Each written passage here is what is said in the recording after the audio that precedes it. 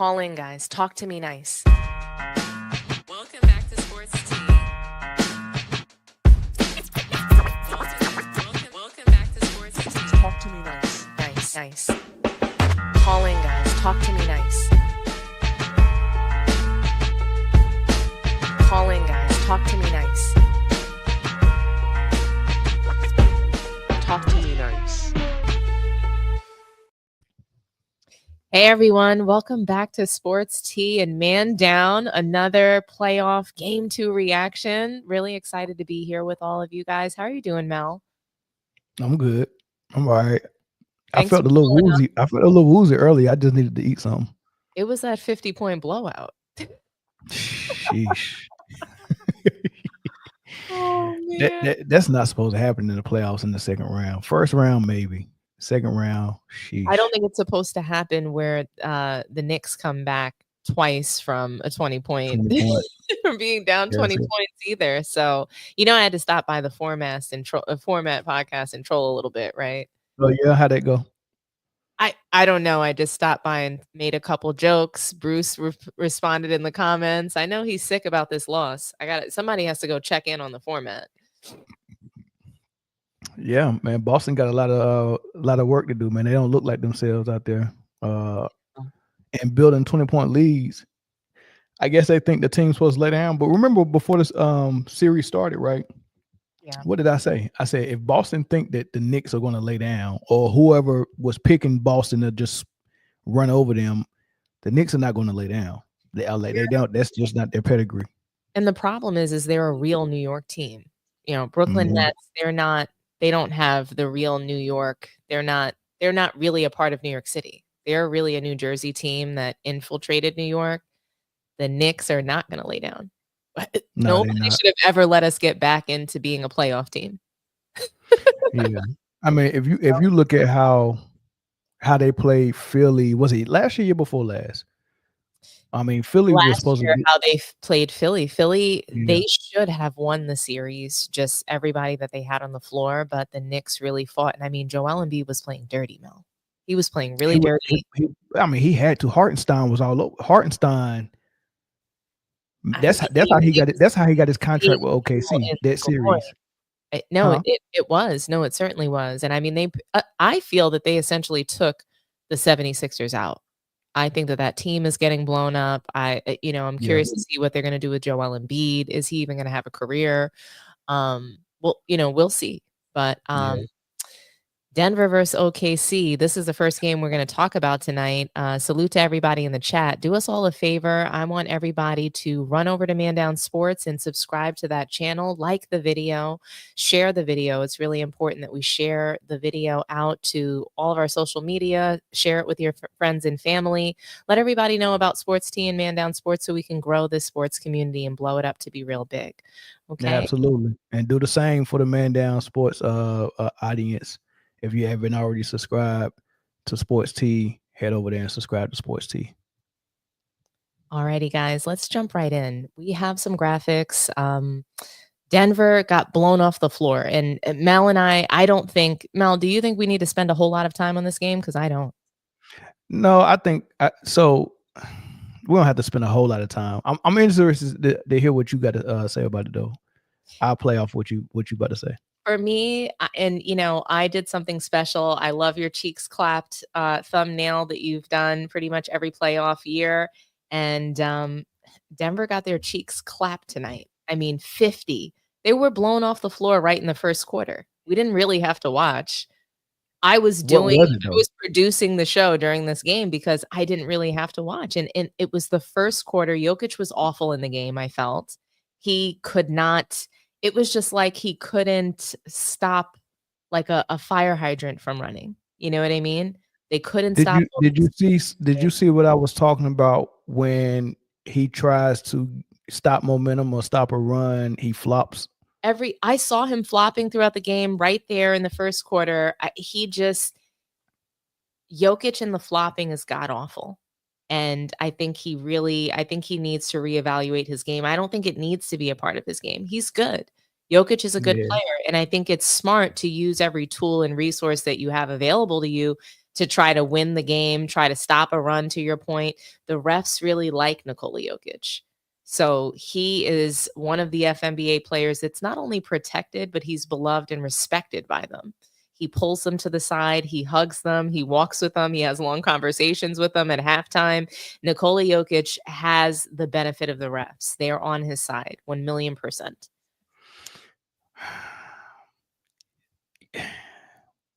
I'm not saying they cheated for him. I'm not saying they cheated for him so much in this playoff run that he's making this year. I'm just saying that he is liked by the refs. They don't like Is he playing them though? So let me ask you just what you think, because I'm still on the fence about what I think about it. Is he playing them like a flute, or are they just giving him favor? I think it's both. I think the refs have, like how the refs liked Michael Jordan. There's some players that referees like. They just like them. I think that he has favor from the refs because he is a likable player. They even look in the flopping, they respect him even in his flopping. They view him as they shouldn't have to call it. I mean, can you imagine Shaq flopping like that for a call? No. I mean, just imagine David Robinson or Tim Duncan. Like I just can't imagine them saying, there's no other center in the league big as me other than Zubac and Embiid, and Embiid's not in the playoffs. There's no other center in the league bigger than me, but I'm going to flop. Like I understood a little bit why Divock used to flop against Shaq. I mean, you got to gain some type of advantage, but when you're the bigger guy, that's just an eyesore for the bigger guy to be flopping like that. I agree. I mean, but I will say that I think that he still doesn't look as bad and it doesn't look as embarrassing as LeBron James flopping. Sorry. Well, we're not saying 22 years of LeBron James doing it. Well, I ain't even gonna say 22 years. I think LeBron started doing that probably I don't know, maybe Miami, maybe he started doing it in Miami. Yeah, I think that that's accurate. I don't remember him doing it so much in his early years with the Cavs. Yeah. Because he thought he would just go overpower everybody, but when he's saying, "Oh shoot, they're gonna let people beat me," right. I'm gonna start that. You know what I mean? So I don't know. Well, let's just look at this the team stats real quick for Denver. What were you gonna say? Something? I'm sorry. No, we can go to that. So as you can see, who's their leading scorer? Russell Westbrook for Denver. What do you think of that? 10 free throws. I didn't even see him getting to the line that often, to be honest with you. He was hitting a couple of shots early when they couldn't stop the bleeding. You know, he was aggressive the whole night. That's cool. And then Jokic didn't play, the last 5 minutes of the third because he fouled out. And of course, he didn't play the fourth. One thing I did think that was interesting, though, when Jokic was like 1 for 5, 1 for 6, where he wasn't shooting good in the first quarter, and they got a tech. Mm-hmm. He's on the floor with Michael Porter Jr., who's their best shooter. I can't remember who else was on the floor. Maybe Jamal Murray. And Jokic was the one that decided to shoot the tech. Now I'm thinking in my head, maybe he just want to see one go in the rim to feel good about his shot. But I couldn't for the life of me think why Jokic would go to the line where Michael Porter Jr. was on the floor to shoot the tech. And then he missed the tech too. So I thought that was interesting. I just think that, what's interesting about that is it's probably the star stat power. That's the only thing I can think of. Yeah, that's He's crazy. The star on the floor. I'm going to take the shot. I'm the star. I'm going to put this in my hands. I'm going to be accountable. Or I'm the star on the floor. I'm going to have access to free shots first. You know what I mean? Those are the only two things that I could think of. It's either a leadership accountability situation, or it's, okay, I would like these free stats. I think it was more the latter. I think it was more the latter. Yeah. Jokic apologists don't want to admit that. No, they never would. But we've roasted LeBron for doing that. Like, why is LeBron shooting the tech? We'll roast LeBron, but Jokic is just above all of those things. He's above, the possibility of being a stat patter. But I did, obviously SGA, it was his time to shine. There was lots of, I would say, folks saying that basically because of the first game one win, it should be Jokic that is MVP. He's proving why he's the real MVP. And in this game, he looked like a 0 to me. So if game one proves why he's the MVP, what does game two do? Exactly. I guess game two it's crickets. We're not going to hear anything about what game two proved. We're just going to hear that they got blown off the floor. Right? And so well, I heard some there's a couple of people on Twitter that are Denver and Jokic apologists, and then some people on YouTube, and I kind of like peeped in to see what they was thinking.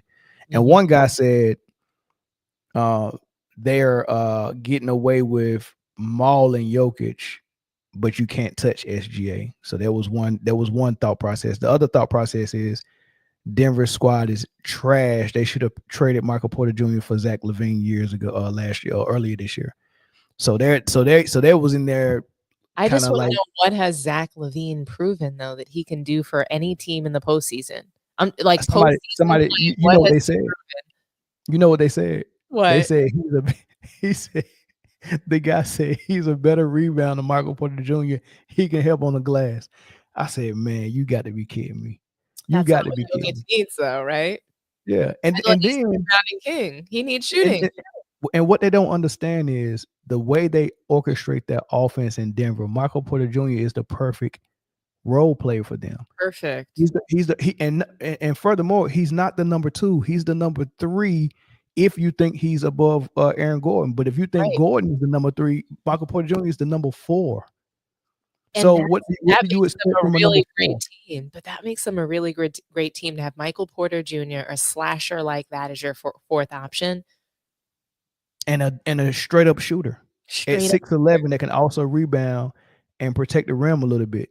So you got this guy who's willing to say, okay, I'll take my $24 million a year. I'm not gonna ask for more than that. I take my $24 million a year, and then I take only getting 3-point shots off of Jokic's pass. Like that's all he do. Like when do you see him? He's really good. Do what Tatum does and spread the floor and go 1-on-1? He doesn't, but he can. Even though he's been doing that body. He's been doing it since middle school. Yeah, he had the same type of high school trajectory as Jason Tatum.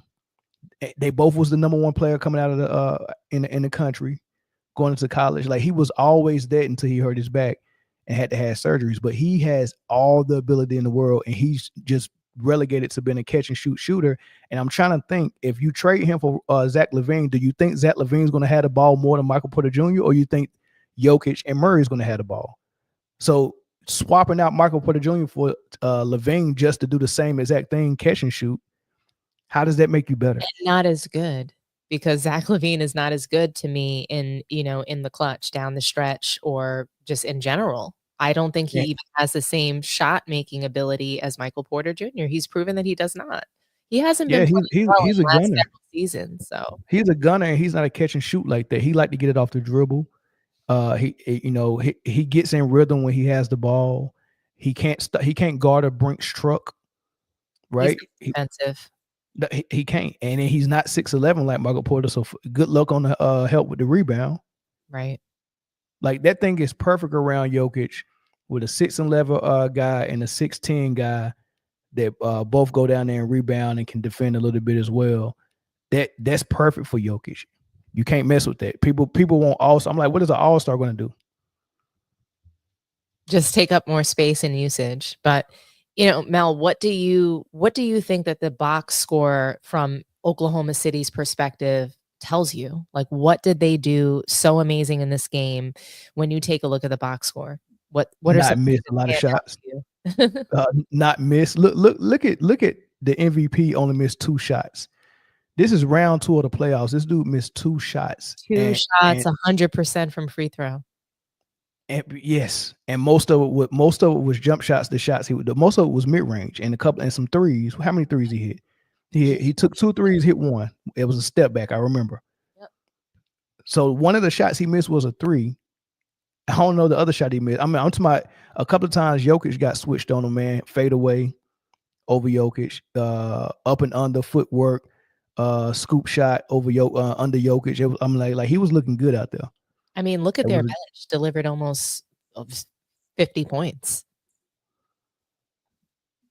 That's crazy. They didn't miss. They didn't miss. The bench delivered, Look at Isaiah Joe, 5 for 5. That's what I'm saying. Like for me, that's exactly he was 100% from behind the arc. So, when you have your bench delivering like that, it does to me what this shows is that OKC has the depth that everyone was saying that they've had all season long. We see it in the postseason now through this game here. They stomped all over Denver from the starters. Every starter was in double figures. The bench, they had three players in double figures. So when you're playing like that, this is a recipe for winning. This is what they did well. I would say that they took care of the ball well, barely any turnovers. They barely turned the ball over. They had a total of 9 turnovers for the game. Jokic had 6 by himself. Exactly. And we're going to get into everything that they did wrong. So that was exactly my next point, Mel, is there anything in particular that stands out to you in the Denver box score that's just like, wow, this is just so blaringly obvious. This is where they lost the game. 20 turnovers, 3 for 12 from Gordon, 2 for 10 for Michael Porter Jr., 6 of 16 for Jokic. They didn't make shots. They didn't make shots. They turned the ball over. Jokic's turnovers were just disgusting. I mean, he would have the ball in his hands and just get ripped. This is the second game in a row he's had more where he's had just as many turnovers as assists. So what OKC is doing, they're crowding him in the paint. They're playing very physical with him before he catches the ball. So they're fronting him and making him work really, really hard. This is something that was happening every night in the 90s and early 2000s for big men. Right. There was no easy catches. The ball was going in the post almost every single play. If you had like a Zoe Morning or Shaq or Tim Duncan on your team, you knew they was getting the ball every single play down low, right? So what the defenses was doing was making those centers work. Like in order for you to catch that ball as low as possible and as closest to the rim, had to take a lot of work because they was going to front you, they was going to push you, all types of things, right? And that's what OKC is doing to Jokic. They're saying, we're going to make you work. We're not just going to let you come down and pin somebody on your back and catch the ball low, and then we play defense from there. No, we're going to push you before you get the ball as far out from the rim as possible. We're going to front the post, right? And that's why he kept pushing in the back and getting called for it. You know what I mean? So, they're fronting them. Even if it was a mismatch, they're switching. They're putting SGA. They're putting Caruso, Jalen Williams. They don't matter who it is. They're in front of them. They're fronting the post. And I like that. So what they're doing is make them work. Then once he catch the ball, the double is coming, but it's a soft double, right? So they're not committing 100%, right? And then when he make his move, they're in there. It's multiple guys in there with their hands. And then, but, they're playing it so good like a free safety because they're not 100% committing. They're reaching in a little bit, but they're also still playing the passing lanes for the cuts and stuff like that. And, it's working. And he's turning the ball over a whole lot. And we'll see how they do in Denver, man. I expect Denver to get more calls in Denver. I don't expect Jokic to pick up a lot of fouls. You know what I mean? I expect the flops to work. Denver might blow them out in Denver. There wasn't that much of a differential though with the free throws. So I think they shot only 3 more free throws OKC did than Denver did. Yeah, they let a lot go though. They let a lot go. Of course. And I'm loving the amount of physical play in this playoff series. I mean, the players even look shocked. When they're not getting calls, they look really shocked, surprised, angry, upset. It's really a joy to see, actually. But for me, OKC just obviously they did everything better in this game. And this is where they lost the game, right here in the first quarter. And when you take a look at this shot selection, it's just extremely obvious what OKC was able to do better. And that was they hit shots outside, inside, and the game was over right there in the first quarter. Yeah. It was shot making and defense. Shot making, defense, turnovers, those 3 things. And look how well they shot it in the mid-range. Almost 100% in the first quarter from every shot that they took that was in the mid. That's crazy. They had that magnet on. magnet on. They had that mid-range going. And, I think and we're going to see this when we talk about Boston and Knicks, higher percentage shots, I think, is a better strategy in the playoffs. And even when 100%. you're down 20 points, 30 points, you can make up some space when you focus on high percentage shots and getting to the rim and really, just taking your best shot, not the shot that's going to get you the most points. That's a fact. Did you have any closing thoughts on Denver? Did you want to take a phone call or did you want to take them at the end? Yeah, let's take a phone call. Alrighty. Let's read some comments. Let's see what people had to say as well. Mel with the GSW beanie.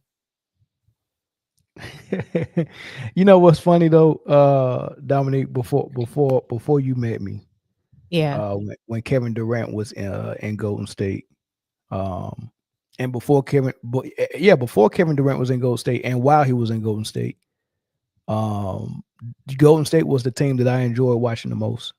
Their defense, they played basketball with player movement, ball movement. And, it was good basketball. The same things that attracted Kevin Durant to Golden State, I was attracted to Golden State for that. Curry has been my guy since he was at Davidson as a sophomore. I didn't see him as a freshman, but as a sophomore, he's been my guy. I'm from North Carolina, so I found out about Curry. Kind of, I knew about Curry. So anyway, people think that I hate Steph Curry.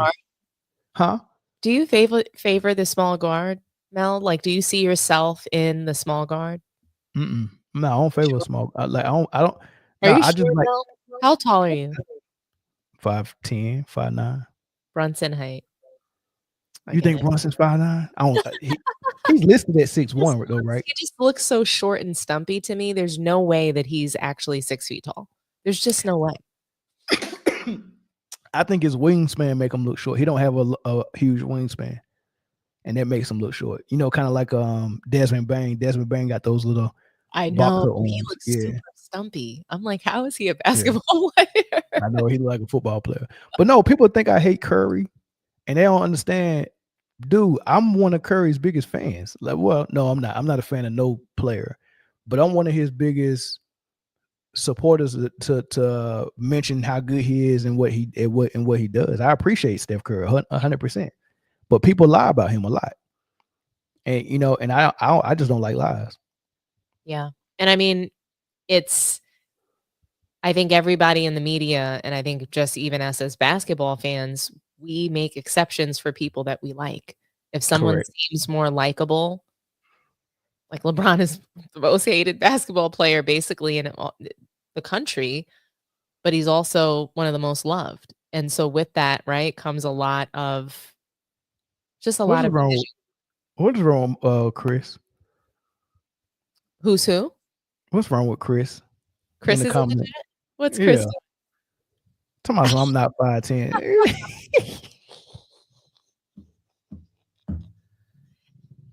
That's why I asked if you favored the small guard, because I'm thinking, if you played as an undersized guard, Mel, then you would have a great appreciation for the Brunsons and etc. Look, man, I listen. I played. I don't remember you being 5'10".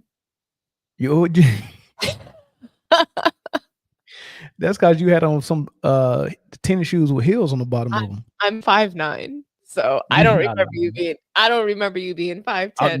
No, I'm definitely 5'10". All right. How tall am I then? I thought about like Tom Cruise height, whatever that is. Nigger style. You know what? Tom Cruise is 5'4". You got me like I'm Lil Wayne or something. All you need is those blonde dreads and you'll be good. I ain't been Tom Cruise height since 8th grade. Hey Chris, let's get Mel one of those blonde dreadlock wigs. He would be like Lil Wayne. Listen, hey Chris, how Chris, how tall do I play on the court though? Forget how tall you think I am. I'm 5'10", but how tall do I play on the court? Answer that question. That's the question you want to. That's the one you want to ask right there, Dominique. We'll see. I don't know. I don't know, Mel. Let's see who wants to call in. Call in, guys. Talk to us nice. Somebody said I need them platforms. The Cuban heels. Them.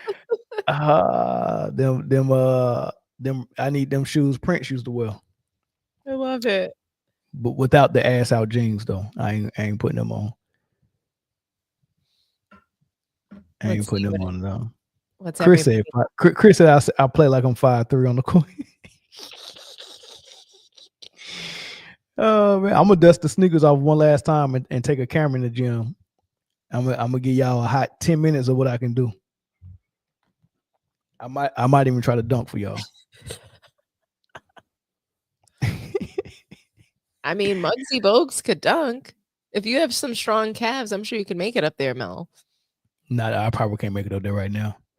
As soon as I jump, I feel something in my back. What do you think about the King saying that he can't go to the Met Gala because of his injury? He might as well just came on there and said, "Hey, y'all, I'm hurt. That's why we didn't win Game 5." I mean, he was better off just saying that. Not go. Like, does anybody at the Met Gala care that LeBron James got injured with the MCL and that's why he can't go to the Met Gala? That's just like, hey, that's just like when people say, they come in our chats just to tell us, I'm no longer watching this show. I know. Y'all are Jokic haters. I'm leaving. Don't announce your exit. Just exit. Just go. That'd be a long paragraph too. You guys are racist. I'm no longer watching this show. Y'all don't give him a fair shake. He's the real MVP. He's in the GOAT the conversation and all this. And they be like, I'm never watching this again. And then I see him on the next video. Yeah, I was like, come on, man. Oh man. All right. It looks like we have our first caller of the night. Thank you for calling Sports Tea and Man Down Sports. Talk to us nice. Hi, it's Sabrina again. Hi, Sabrina. How's I'm it going, glad girl? y'all clowning LeBron. I'm glad y'all clowning LeBron. So what do you think about this Denver game? What, the gala? He didn't want it. He should have went as what he should have went as his Barbie doll.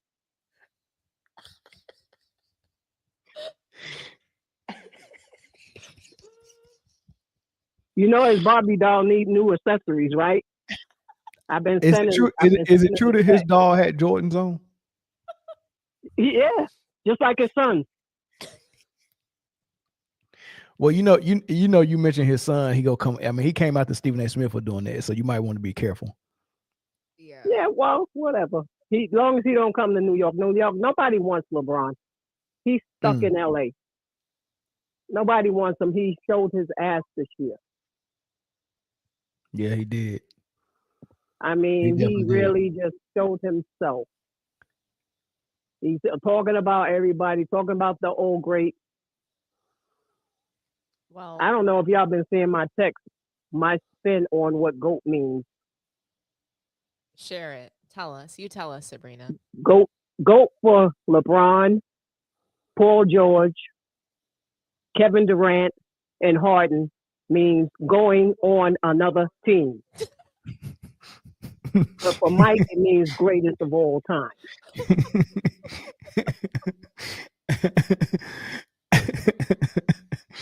Oh, that's too funny, man.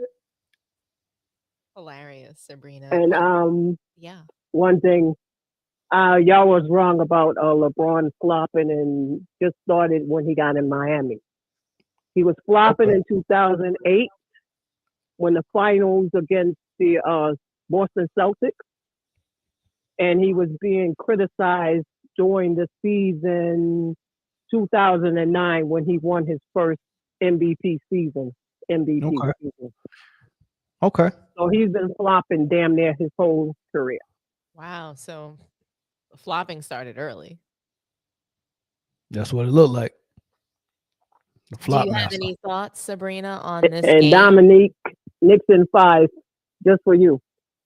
Sheesh. If y'all get it in 5 games, it's gonna be a lot of talk about Boston with those Well, 2 max Boston is contracts being that talked about Tatum now. and Brown got. They're Yeah, gonna they're talk Tatum all and summer Brown are about them. being overpaid. Yeah, they're gonna talk all summer about them, man. They ain't got no choice but to come back and win this series. If they lose this, it better be in 7. If they lose this, Yeah. it better be in Mhm. 7. Oh my gosh. Yeah, Sabrina, the what are Knicks your is gonna be a thoughts? gentleman's sweep. And Sheesh. The Knicks got this as long as Brunson don't trip over somebody's foot. yeah, I hope so. I hope so. The Knicks are just like the little engine that could. They're kind of like the Hawks in You know, 2021. he got his ankle injury. Yeah, But Sabrina, what do you think about the Denver game? Denver versus OKC. What are your thoughts? I think Denver can still win this, maybe 6 or 7. Okay. Sheesh. Okay, it's tied up. More to come on the Denver series. Thank you so much for calling in, Sabrina. We really appreciate you. All right, y'all have a nice night. I'm gonna continue to watch till you guys go off. Alrighty. Thanks so much. All right, love you guys. I love all you podcasters. Aw, love you too, I Sabrina. watch all of you guys. So sweet. Okay, bye bye. Good night. Alrighty. Good night. So did you want to take another call or you want to move on to the Celtics game? I mean, that's the news of the night for me. Yeah, we can move. Okay. Alrighty. Knicks in Boston. I mean, I wonder if the Knicks can win 2 more games. Like, I am just at the edge of my seat. Like, can the Knicks pull this off? Are they going to be able to go to the TD Garden and do it? Because Boston playing in that arena is so hard to do it. But we saw the Celtics lose to the Miami Heat in the same way. I'm pretty sure they went down 2 games, but then they went back home and won 2 games. I think what they did was they stole 2 games from the Knicks. I mean from, you know what I mean? Like they stole the games on each other's home courts, and then Mhm. Miami wound up winning. So, do you think it's going to go 7 games, Mel? The way Boston listen, for Boston to come out and play well enough for 3 quarters or maybe 3.5 quarters Mhm. and look like the better team, and then run out of gas in the 4th, 2 games in a row, lose a 20-point lead twice. I'm trying to think what's going to happen when you get to New York and it's loud, and the Knicks are getting everything going their way. They're hitting all the shots, and you're down by 15 or 20 points. You get what I'm saying? These 2 games that you played at home was the games that you were supposed to get based on how y'all played, not based on the fact that it was home games, just based on y'all having the upper hand all game mostly, and y'all lost both of them. So like, what's the formula if y'all can't get the lead and hold it, and then close the team out in the 4th? What's the formula for y'all winning? I just don't get it. So I gotta see what a win looks like for Boston, to know if that's something that they can build on. Right now, the trend is going in the wrong direction for Boston, and I gotta pick New York again next game. I have to. I They gotta pick just New have York to so go much 3-0. confidence. They have so much Yeah. confidence right now. I think they have the momentum. They have the belief in their squad. Celtics have excuses. They're saying Porzingis is injured. I just don't think that should be what they're relying on or the excuse that they're making. I mean, they blew 2 20-point leads 2 games in a row.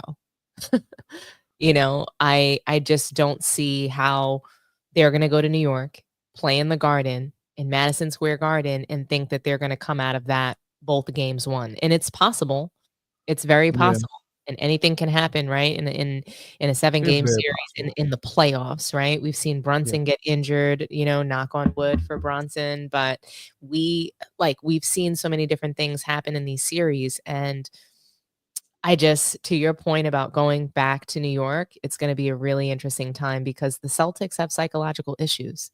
yeah, and Tatum they got has to get 3 in a row to get control of the series. They got to exactly. get 3 in a row to get control of the series, and getting 3 in a row if you really want to close it out without going to a game 7, that means you got to get 4 in a row. Exactly.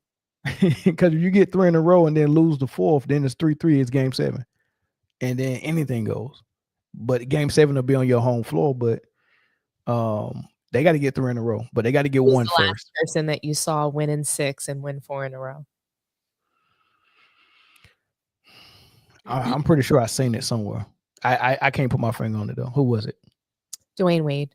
I think 2006. Oh, the Dallas series. They went down 2, and then they won 4 straight and 1 in 6. Sheesh. That was That's the the series. last time I remember it. That's the series when Wade was shooting 30 free throws a game. Yeah. I mean, he was just throwing. If he went up for a shot and his body turned this way, he was going to the line. That's what Butler's doing with the Warriors right now. At least he made it. At least he made it. We do have a special caller calling in. Thanks for calling Sports Tea and Man Down Sports. It looks like we have. Is this liqueur? Hold on one second, Chris. For some reason, you disconnected. Can you hear us? Yeah. Oh, okay. Talk to us nice, Chris. I just wanted to jump in real quick and answer your question. The last team to lose 2 and win 4 straight was Milwaukee against Phoenix in the finals. Ooh. Sheesh. I forgot about that. Wow, Giannis did that. And y'all might be getting Giannis. If the Knicks don't win this series, I can see Giannis getting traded for Karl Anthony Towns. That's exactly what I want. I want Giannis. Oh, I want free trips to the free throw line. I want a free license to carry the ball, travel into the paint, and bum rush the lane and run over defenders. So yes, if Giannis comes to the Knicks, I'm taking. I want it all day. What if y'all can get him and keep Cat? What if you give up OG, all y'all draft picks, maybe Mikal. So imagine OG, Mikal, and all y'all draft picks for Giannis, and y'all get to keep Cat. Would you do that? I would. I wouldn't do it. I wouldn't do it because they won't win. When we see teams doing that in recent years, they're not winning as a result of it. Mm. The last team. Hey, and Mel. Yeah. Mel. Yeah, go ahead. Stop getting on here and telling people you 5'10". Chris, I am 5'10". I'm 70 I'm 5'10" inches. and I'm taller than you. Stop it. Every time I did PRT and I measured, I'm 70 inches. 69 inches on the bad day. They was looking out for you. Dude, that like they don't look out for you in the military like that. Like when you were young, you about a cool 5'8". No, I haven't been 5'8" since 9th grade. I'm 5'10". Mel you about a cool 5'8", man. But you got 5'10" heart though. You got 5'10" heart. Mel, I believe I got 6'5" heart, Chris. What happened is you got older and you got shorter. Old men, they start to shrink a little bit. So maybe you used to be 5'10". I'm still 5'10". Look, we're not having this conversation because at the end of the day, I hold my own on the court. The day got to end. Chris and is the day definitely has to end. end. So are you sure you're only 5'10", Chris? I think Chris is more 6 foot. Yeah. He hasn't measured himself in a while. You think I'm 6 feet? I just thought you were taller, Chris, because you're taller than me. I'm taller than Dom, and I'm taller than Mel. Yeah, you 6 foot, Chris. Nah, I think you just really want to hold on to this 5'10", but I take the 6 foot though. Appreciate it. When was the last time you measured yourself though? Chris, did you have? It's been a minute, honestly. Exactly. So, and your last PRT before you got in the Navy was what? What did you measure? I don't know. My last PRT was 8 years ago. All right. So in 8 years, you don't think you grew an inch? It's possible. Yeah. My feet got bigger after I turned 35. Like stuff be growing and you don't know why. I mean, we eating so much crazy hormone and crazy food. We don't know what our bodies doing. I'm gonna have to get checked out for sure. Yeah, go check it out. I guarantee you 6 foot or maybe 5'11", but I'm 5'10". Chris, did you But have I anything specific though about Boston and the Knicks? Like, I know you want Boston packed up. How do you feel no, going I into the mean series? Boston is, and I put it in the comments. They need to stop chucking threes. I think that's their downfall. And we talked about this on the show a while back. Like they can do so good, and then they start chucking up threes because they're so far ahead, and then they get into that mindset. And to blow 20-point leads at the crib, you gotta see that this is an issue. Did you see And the if they don't want Celtics an early off-season trip to Cancun, they got to stop chucking the threes. Did you see the fans crying at the end of the game? That's the what? Did you see the fans crying? The Celtic fans were crying at the end of the game. Oh, I believe it. I mean, you come in as a defending champ, high expectations. You got home court, and you start both games out tremendous, and then you just like fall flat in the fourth. Now you got to go to New York for 2 games, and if they don't come out and win game 3, you have to win game 3. They don't win game 3, the series is over. I don't know why Porzingis can't be on the floor in the fourth quarter or down the stretch. I don't know what was going on with Porzingis. I don't know why the Celtics are afraid of the post in the fourth quarter. I don't know why they're afraid of anybody making a play other than Brown or Tatum in the fourth. Like, they just they got to go back and watch what they did last season and recalibrate their mind. Because they off. Everything is off about them. And like Dom said, it's a psychological thing, not like in a negative way, just like they just need to regroup. I've been like that before where I would play for a while in one gym, and what's working for me in that gym, I mess around and go out of town somewhere in another gym, and it's not working, and I can't figure out what it is that, you get what I'm saying? Like it might be that I'm trying to get all the way to the rim, but I really need to use the float or the runner. But I haven't used the float or the runner in so long because the other gym, it was easy for me to get to the rim. So when it's not working, it take you a minute to realize, okay, I got this in my bag too. And then you kind of recalibrate yourself. That's what they got to do. Sorry, I think I accidentally put Chris on hold. Sorry about that, Chris. My bad. Ooh, Chris hung up. Young Disciple was beeping in. Young callback, Chris callback. But yeah, man, this Celtic game and the way that they're shooting these threes, even the media is rooting against them. I think there's a high chance Celtics might not win the series just because of now there's so much media pressure surrounding them, and everybody, they're calling for them to like not win. They're saying they hate watching the Celtics play. Unknown caller. Thanks for calling Sports Tea. Talk to us nice. What's going on? This is Aaron calling back. Hey, Aaron. What's What good? are your thoughts about this Knicks game? Can the Knicks win 2 more games? I think the Knicks can win 2 more games. I think they can. Like, Boston gave this game away tonight. They had it in the bag, and they just shot themselves in the foot, literally.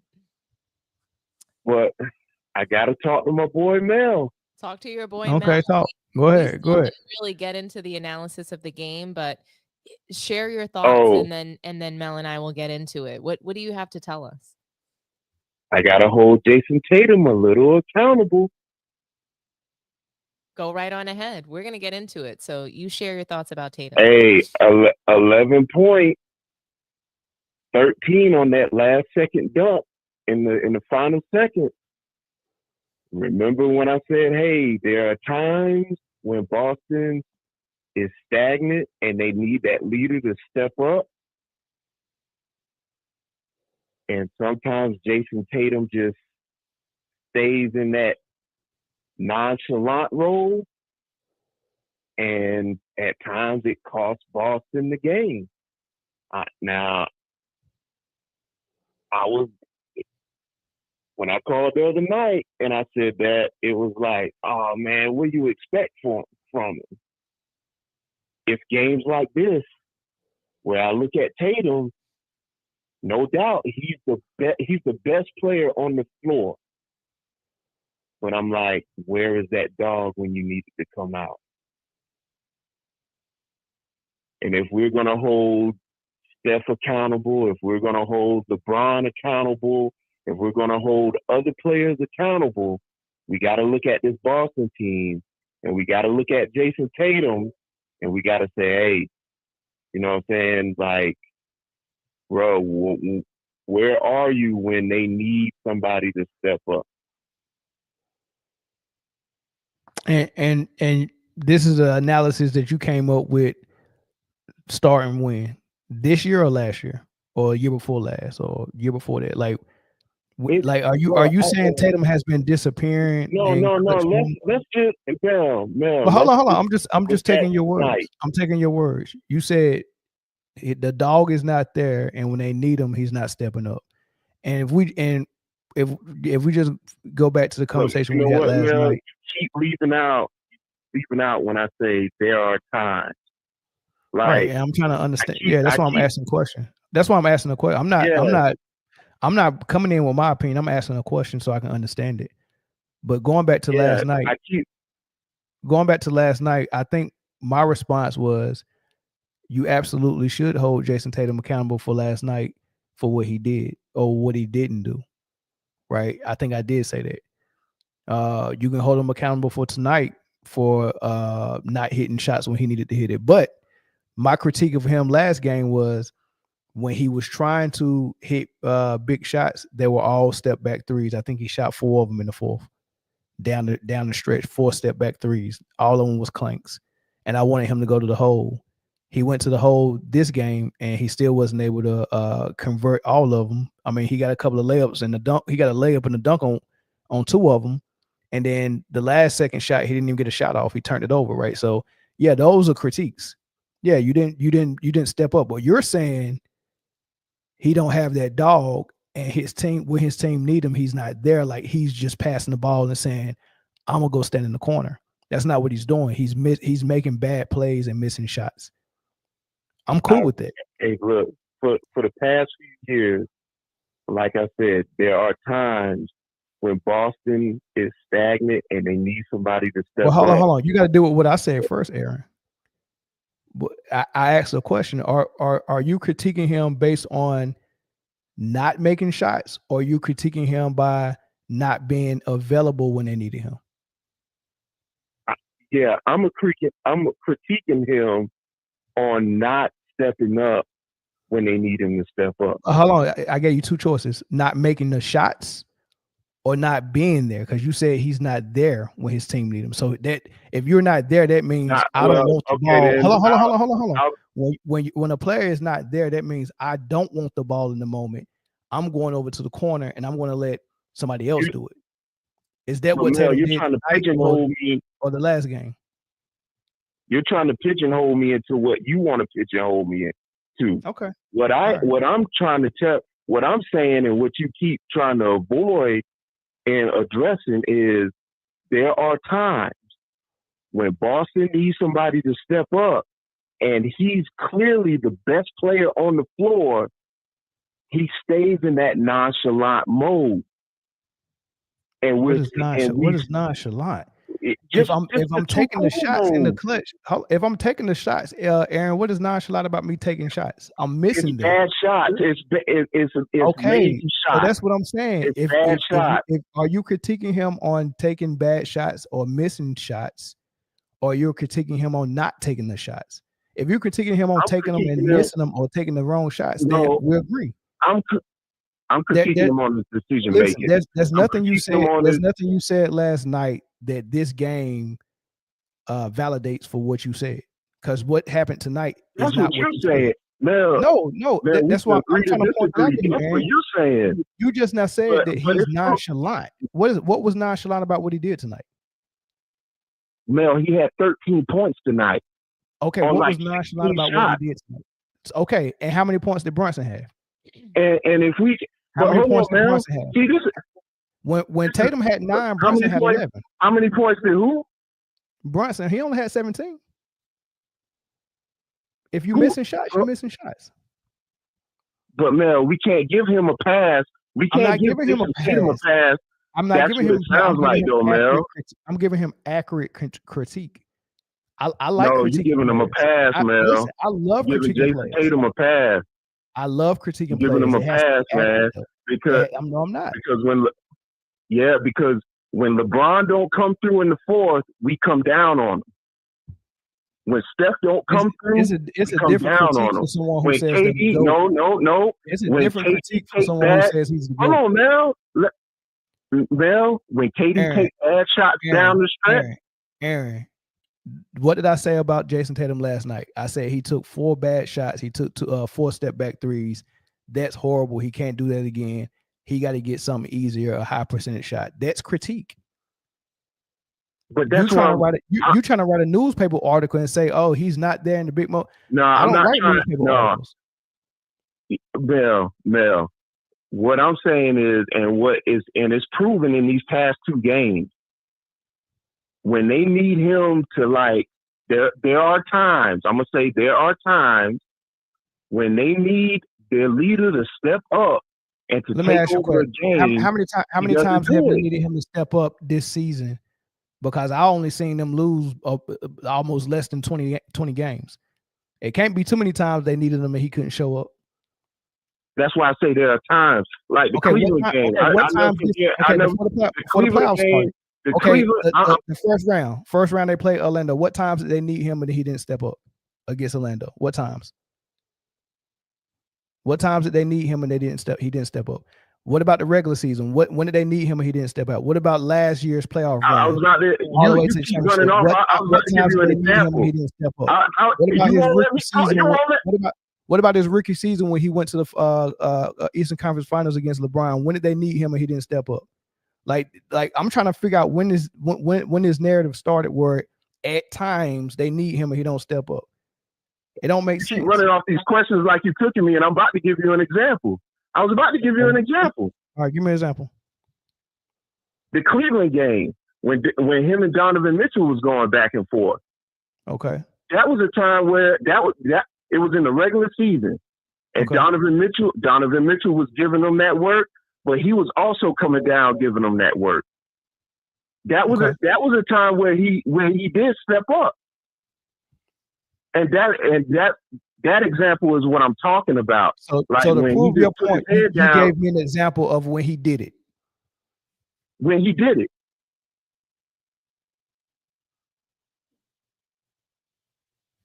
Okay, I can see. Okay. So Mel conceded on this. That's really interesting. Thank you so much, Aaron, for calling in. I do just want to respond real quick. I think sometimes 2 things can be true. I think sometimes Jason Tatum doesn't show up, and I think sometimes he is not there. I think sometimes he makes bad plays and misses shots. So I think both you and Mel are right. And a lot of people. I don't want to be right. I don't want to be right. It's just playoffs. So hold on a second, Aaron. So playoff play is a lot different, right? And I think Mel makes a great point where the star of the Knicks team, Jaylen Brunson, scored almost just the amount of points that Tatum did. And we're going to break down the game. So hang tight, enjoy the show. Feel free to call in again. Can I say one more thing? We're going to break down this game. Okay. So we let you cook. Now let us say one thing so we can get off on a good note. Yeah. Hey Mel, I'm from South Carolina, bro. So hey, I love Man Down Sports. Hey, Dominique, I love your show. Thank I'm you. just calling. Look, this is how we talk in the barbershop. You know? Oh no, I get it 100. I love it.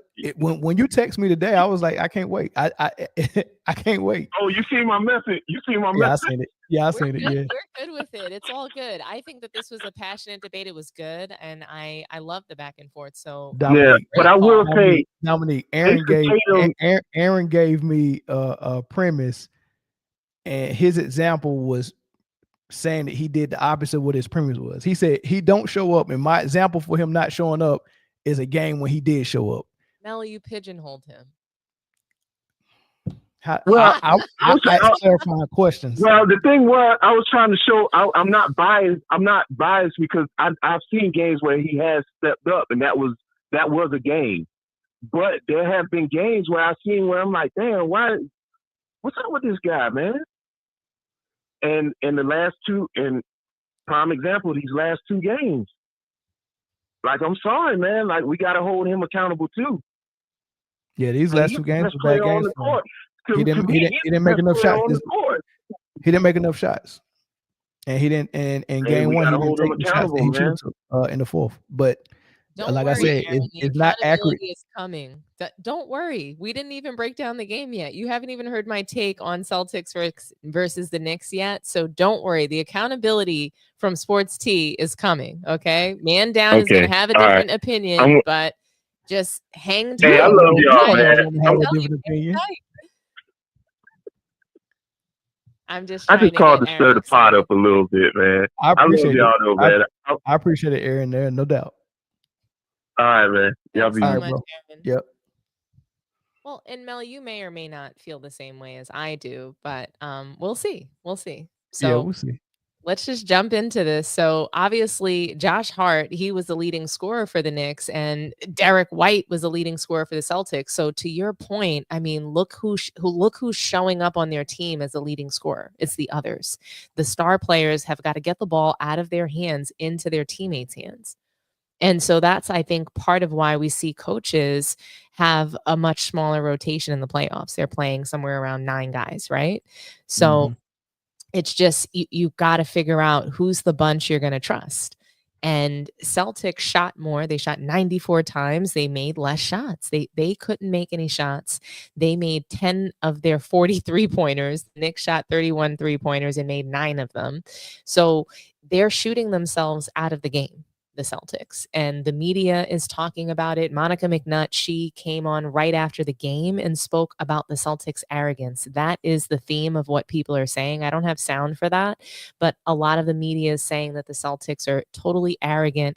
They're married to shooting this amount of threes because that's what supposedly worked for them, even though that's not what we saw in the last year when they played in the finals and in the postseason. So I think it's really interesting. Mel, is there anything that you see that stands out in this box score? I'm sorry, in the team stats snapshot.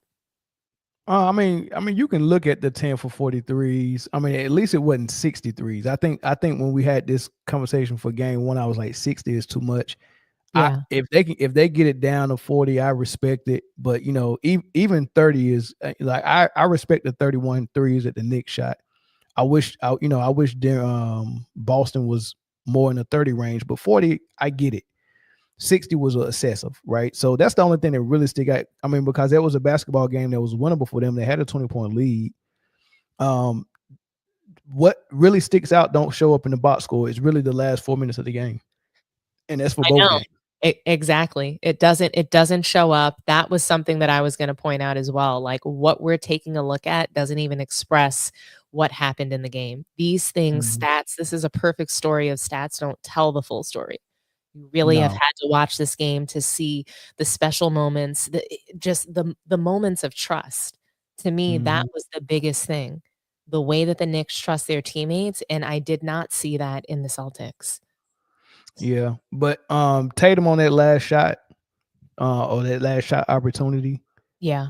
You could tell he was thinking, don't shoot a three, don't shoot a three. So he was trying to get down here. He was trying to get to a spot. Yeah, the Knicks just played. The Knicks played it too well. Yeah, the Knicks played it way too well. They did. They were smart, but you have guys that won titles in college. That's I think the difference between what the Celtics have versus what the Knicks have. So yeah, but the Celtics got guys that won in the NBA though. No, yes. I'm just saying that I don't know that the Celtics, I think because of that title run, they have even more psychological issues than they had before. That's the problem. So they want this NBA title. That's Joe Mazzulla's coaching staff. They made a mistake in the adjustment that they made, or shoot more threes. And the coach that coaches the Charlotte Hornets right now, Lee, I forgot his name, his first name, might be Derek Lee, I'm not sure. That same philosophy followed him to Charlotte, and Charlotte is shooting between 40 and 45 threes a game. And that's why LaMelo Ball was leading the league in scoring, or up close to leading the league in scoring at the beginning of the season. He was shooting threes just unconsciously. But And look that's at what his box score, though, Mel. Derek White took 11 of them.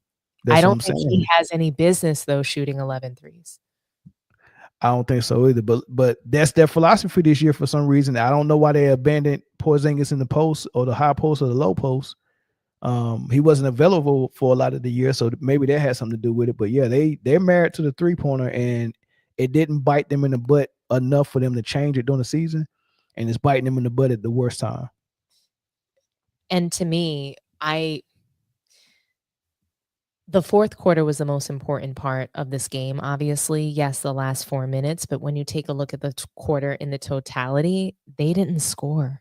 Celtics didn't score. Their teammates barely scored. The people that you needed to show up, to Aaron's point. So that's why I said I felt like both were true, because Tatum only scored once in the fourth quarter. Jaylen Brown didn't score in the fourth quarter. Peyton Pritchard was their go-to. He was the scorer in the fourth. So they just, and then when you take a look at what the Knicks were able to do, they basically had they played 8 people, both Celtics and the Knicks. They went with mainly their starters, obviously. And Josh Hart, he's the heart of the Knicks. I mean, 50% from 3, 100% from the line. He crashes the glass. You had Karl Anthony Towns showing up for the Knicks, 17 rebounds, 21 points, 9 of 16 from the floor. He didn't hit his free throws, which I think, if they send him to the line more often, that could be a potential Achilles heel for the Knicks if that continues. But Mikal Bridges, he was the unsung hero in this game. I mean, I don't even think it's unsung. I think everybody knows he was the hero of this game. And what he was able to do defensively, he has had a poor shooting season, but Mikal Bridges is one of my favorite players in the league. 100% time in attendance. We don't see that in players. The work ethic is through the roof. And I think that the Phoenix Suns, Mel, made a huge mistake trading him for Kevin Durant. And I've always felt that way, just because of the young, they went to the finals. You don't trade. I just don't believe in trading a team that went to the finals. You don't blow that up and break that up. So I just think that was an error on, the Suns' part. Yeah, the Suns had some other stuff going on because they didn't believe in DeAndre Ayton anymore. Right. And he was a big part of that, probably the whole, I get it. The roster. Yeah. And he was on a contract. He was up for a contract, so they were trying to figure that out. And then, I mean, you can't pass up an opportunity to get Kevin Durant, but it's just like the Knicks Carmelo trade. Like, if you go get him in a trade, I mean, you can't give him a worse team than what you had before him. Like that was the mistake Phoenix made. They say we're going to get Kevin Durant, and we don't care what our roster looks like. He'll just figure it out because he's that good. That's the mistake. And that's the mistake Brooklyn made because they got Kevin Durant and Kyrie, but they just felt like, oh man, let's trade everybody for James Harden. Those are the mistakes. And then Phoenix made that same mistake in getting Bradley Beal. So the mistake is not getting Kevin Durant. It's the roster you put around him. And and you're right. Mikal Bridges is probably somebody I would have tried to keep, or at least try to keep Cam Johnson, because him as a 3-point shooter was perfect for Phoenix. I just think Mikal Bridges is like a form of Kevin Durant. To me, he's like a Kevin Durant light, similar body type, similar jump shot making ability. And obviously he's not Kevin Durant, but when you're thinking about somebody who's that young, I wouldn't have made that trade. But again, people, they're going to want Kevin Durant on their team. I understand it. I don't think it was for their future. But Kevin Durant's a number 1 though. Yeah. Like Mikal Bridges have to be on a team with a number 1 or a number 2. He's not a number 1 or a 2. They should have kept him. I think if you're bringing Kevin Durant, to have also a Mikal Bridges is like just amazing for him. Sure. So, I thought that would have been dope for him. But, as you can see, look at all these DMPs from Thibodeau. I just wanted to point that out. It's funny because people were calling for Thibodeau's firing, myself included, prior to these 2 games. And I do, just before we get into the sound bites that we have, for me, this is the accountability for Tatum. We're taking a look at the fourth quarter. And when you go head up, small forward to small forward, wing to wing, look at what Mikal Bridges was able to do in the fourth quarter versus what Tatum was able to do.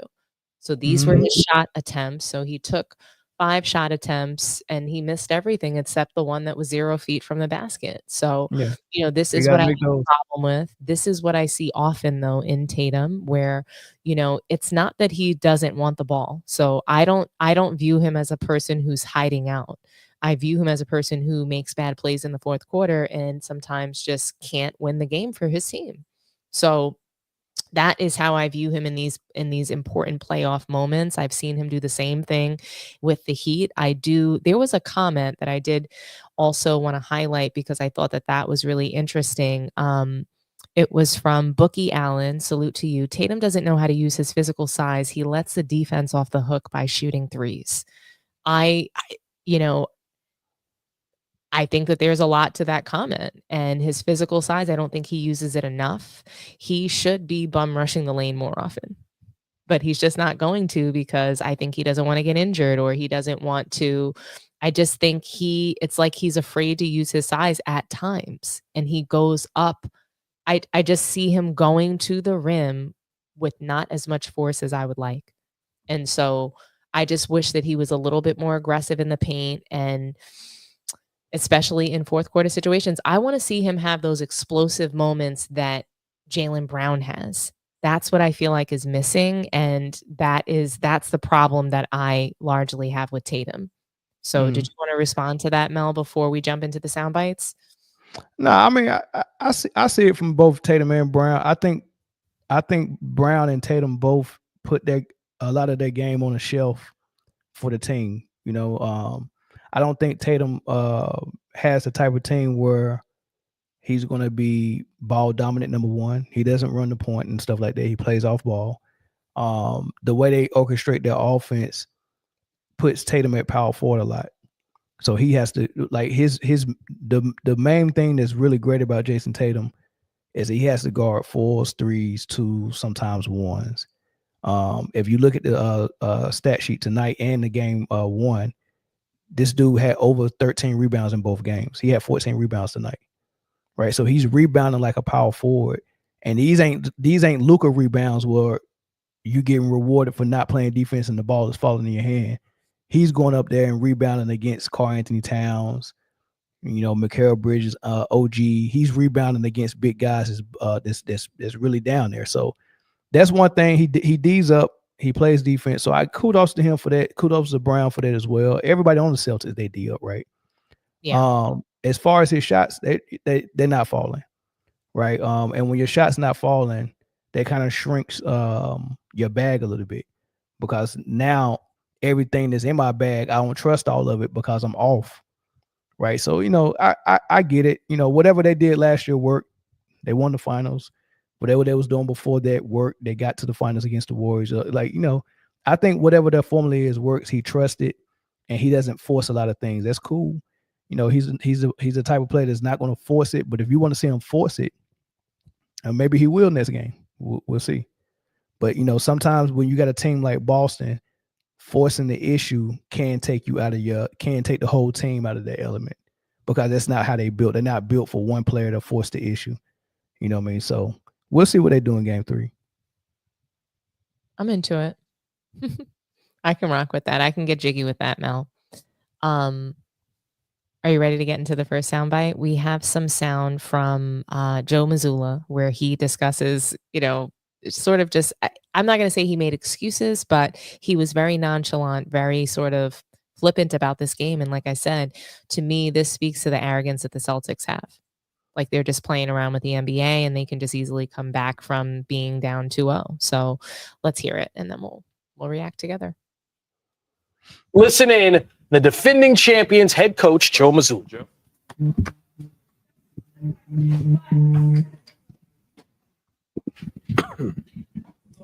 Gary. Joe, what happened there in the last 5 minutes? It just seemed like you guys couldn't score, and they just made every play. Yeah, they made every play, and like I said, even throughout the end of the fourth quarter, I thought we generated some good looks, and then I thought we had some live ball turnovers, and they took advantage of it. So they made the necessary plays to win. We put ourselves in position to do that, and we just didn't make the plays. You guys, two days off. How do you respond from this? This is just another blown 20-point lead. Exactly your worst nightmare. How do you come back from this? You just take a look at it, figure out where you have to be better, and put a full 48 minutes together. So I have an understanding that it's going to be difficult, but that's why we do what we do, and figure out where we have to get better and do that. Joe, what was the thought process with not calling timeout there with 12 seconds left? I had one left, got a good look on the exact same play 20 seconds earlier, tried to execute the exact same thing. They did a better job of their lower pickup point, and we weren't able to get the advantage that we had on the last Tatum dunk. So good full court setting. They subbed out Towns, weren't able to sub out Brunson, had action there, and we just didn't execute. And then but how much is the time consideration a factor there with 12, like giving yourself a couple cracks at it, if you advance the ball there potentially? Yeah, absolutely. So you don't know that at the point of JT was driving left. Thought he had a good look, saw it at an angle, didn't shoot it, and ran out of time. Joe, So what did you think of that? First of all, your selection for that picture though is diabolical. First of all, but no, They stunk it up. Look at his face. So this is what Coach Mazzulla didn't do, right? He didn't go up there and sound like he was in panic mode. Right. He didn't go up there and blame the refs. He didn't go up there and call out his players. He did what I expected Joe Mazzulla to do: be very game face for the media, do his job, give the media a chance to ask the questions, asking deep questions, right? And giving them answers, and not just short answers, right? He didn't go up there and be snobbish like JJ Redick. Right. He didn't get up and walk off. This is after going down 2-0. Right. He came in there and faced the media, gave him what he was obligated to give him, and then he's going to go back in that locker room and give his team the business. Exactly. You get what I'm saying? He's not performing like a JJ Redick would, to come out here and just to show people, oh, I'm a snobbish dude with mousse in my hair and a part on the side, and what, and just going off on the media and getting up and storming out. He's not doing that. He's not performing. Right. So I respect Joe Mazzulla for that. If he's not saying what you want to hear or what fans want to hear, I get that too. But sometimes you can't make that mistake. You can't make that mistake and say something that's gonna make it worse for your locker room and the psychological part that they're dealing with. Don't make it worse by saying something in the media. We've seen coaches do that a lot. Yeah, no, I think that was really respectable. He didn't blame the players. He didn't, he didn't throw anyone under the bus, which I think is really great, especially when you're taking a look at JJ Redick and all the nonsense that he's been doing, just self-preservation, self-serving, just completely, as you would say, Mel, diabolical, what they're doing to Luka Doncic and Jackson Hayes. And they're knocking off. They're not even just dealing with people on the Lakers. They're going and they're bringing Damian Lillard into it. They're just throwing anybody in the NBA under the bus because they got knocked out in the first round. So any other first round knockout is somehow comparable to them. It's just awful. And the narratives keep coming every day. So like I said, we're never going to get a break from that kind of content. But what I thought was really noticeable to me with Joe, I just would have liked to see him take a little bit more responsibility and accountability for his coaching and, being married to them shooting the amount of threes that they're shooting and not calling that timeout at the end. He didn't really, I just felt like he could have addressed it a little bit more. And I guess it's consistent because he was just even keeled about everything. So he didn't have a reaction to anything post game. And I'm hoping that they create a sense of urgency surrounding winning the series because it doesn't look like they have any. It just doesn't seem like they have a sense of urgency to winning the series. They're playing around. They're coming out like the Knicks are nothing to worry about in both games. And you just lost game one. So why are you doing that again? And you lost it after being up by 20 in the first game. You're doing the same thing again in the second game. They literally lost in the identical way that they lost in the first game. Listen, I don't think they was mentally prepared for a team to be down 20 and not quit. I don't know why. That's what it seems like. I It just don't know feels like why, it was like, because man, when we go up 20 on somebody, that's wrap after that. you're right. It's just you've got to respect the Knicks. You've got to respect Brunson and what he's been able They to got do. to. You, They got you to. just do. And if you see it in game 1 and you're just like, okay, there's no possible way they're going to do it again in game 2, would you want to be the reason that they did it again in game 2? Well, I mean, let's be honest. We're on game 4 now because the first 3 quarters is game 1. Game 2 started in the games 2 started in the 4th with about 5 minutes left. That's a whole different game. That's I mean, let's be real. It's a different game in 5 minutes. In that game, You're right. New York is the better team playing that game. Right. It's obvious New York is the better team with 5 minutes left, no matter what the score is. They're the better team down the stretch. So they're when you play chess, you're supposed to have a great opening, whether you're using Queen's Gambit or some type of other opening, right? Your opening has to be really good. Then you got that middle game, right? Where you're protecting your queen and you're strategizing and you're taking some pawns out and you're setting up position. And then you got an end game where you go in for the kill. The Knicks have a great end game. Boston have a good opening and a good middle game. They have no end game. That's what's going on. Okay, I'm here for it. The real leader of the Boston Celtics, because obviously I don't believe that Jason Tatum is a leader. I mean, look at this. So he makes one shot in the 4th quarter, and we saw in the last postseason, we saw that this guy here, Jaylen Brown, he was not only Eastern Conference MVP, but he was also the Finals MVP. And I mean, when you take a look at this guy, he looks dead serious to me. He looks like the captain, not Jason Tatum. And so I like Jaylen Brown. I like Jaylen Brown a lot. I think he's fantastic. We'll play his sound.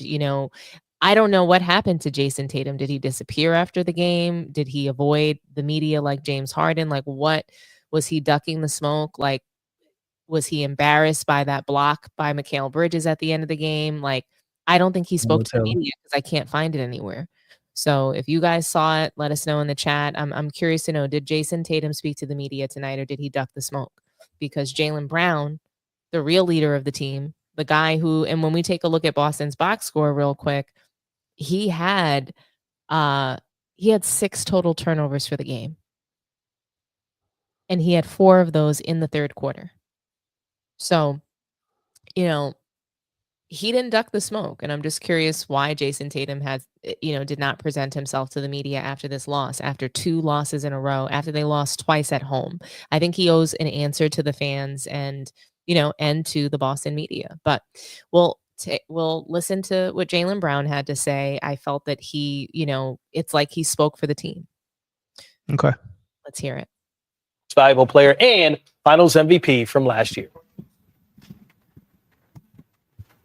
Jaylen, with the way these first 2 games unfolded and now going back to New York down 2-0, what will you guys lean on as you try to turn this series around? Each other. It's an opportunity to show what we made of. Obviously, we wouldn't like to be in this position, but we're here now, so we got to respond. Jaylen, 20, but when Brunson hits the second free throw, were you surprised you guys didn't call a timeout? And then you still have the timeout when Jason looks like he was stopped on the drive. Yeah, I mean, that's just how the game went, I guess. They made a tough defensive read at the end. And yeah, we just wasn't able to convert in the 4th quarter. That's what it came down to. Our defense, I thought, was great. We had physicality. We had energy on defense. Our offense let us down. Jaylen, you guys are the defending champs. These are the games you're supposed to, you're up 20, you're up 12 with 6 minutes to go. You go 8.5 minutes or so without scoring a basket. I hate to say it, but you guys are supposed to find ways to score. these are the moments that they're the ones that look like they're playing with the poise and you guys aren't. Can you explain why that's happened now 2 games in a row at home? I'm not sure. We've gotten to great starts. We guarded. We played physical with energy today. To start the fourth quarter, I thought we got like 4 or 5 great looks in a row that didn't go in, and maybe that affected us. But what's done is done. Now we got an opportunity to see what we made of, and come out and try to make something happen. Game 3. We talk about habits being built throughout the course of a season. Last year, you guys built the habit. You found ways to win close games throughout the course of the regular season. That carried through. This year, you guys weren't winning those close games earlier in the season. Now it's kind of feels like it's coming back to bite you guys. Is there any kind of like look back on what you guys went through earlier? Is that kind of carrying over into the postseason at all? Yeah, I mean, the regular season is totally different. So than the playoffs, obviously you can see that. But we just had the ability to make plays tonight, and we didn't. Me, Jason, Derek, we got a lot of great looks, and we just got to convert. We got to make plays. We just didn't make plays tonight. And that was the story of the game. Our defense did enough. We got some great open looks, we got to convert those. Jaylen, you took a moment kind of at your locker there in the locker room. Just wondering kind of what you were processing in that moment, if you can share. Unideal situation, being down 0-2. But what's done is done. We got to make sure we're ready to come out. Make sure my guys are ready to come out game 3. I think we do for a lot of makes. I think that we, had a lot of great shots tonight that once again didn't go in. We just got to, relax, take a deep breath, come out, play Celtic basketball. We can, just like we down 0-2, we can tie this thing back up. And Jaylen, just following up on that, how do you rebound mentally from something like this when the games kind of end in very similar ways? And can you take a leadership role with the guys in that? Yeah, obviously you take the night. Everybody's going to feel, a type of way about, kind of the result. And, we get together, we look at the film, we look at each other, and we do what it takes. We do whatever it takes. We give it our all, and that's the most important thing. But like a bunch of stuff that we can control. I feel like we played a little bit fast and sped up a little antsy. Just a rough night.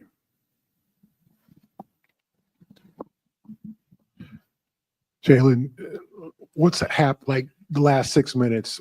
It seems like there's kind of an uh-oh moment, especially when then here comes Brunson and they're closing out games and he's a closer. I mean, how do you kind of avoid that happening again where you're just looking from behind? You're turning your head and looking at them trying to catch you as opposed to just trying to finish the race. Yeah, I mean, just play basketball. That's it, that was it. Just convert. I felt like we got some great looks, at times, just be poised, take a deep breath and just go out there and do what we're supposed to do. We got to be better to close games. And we got to learn and respond fast. So that's the key. Oh, man. So I felt like there were lots of like loaded messages there. Mel, was there anything that you heard that stuck out to you? No, I mean, not really. I mean, those are the type of answers I expect Jaylen Brown to give. I mean, even if Tatum was on the pole, I expect him to get it, or Al Horford. They all kind of like on one accord in there because they got a good, strong-minded coach. I don't see Jason Tatum giving those kinds of answers. Jaylen Brown. I mean, what kind of answers do you think he'd give?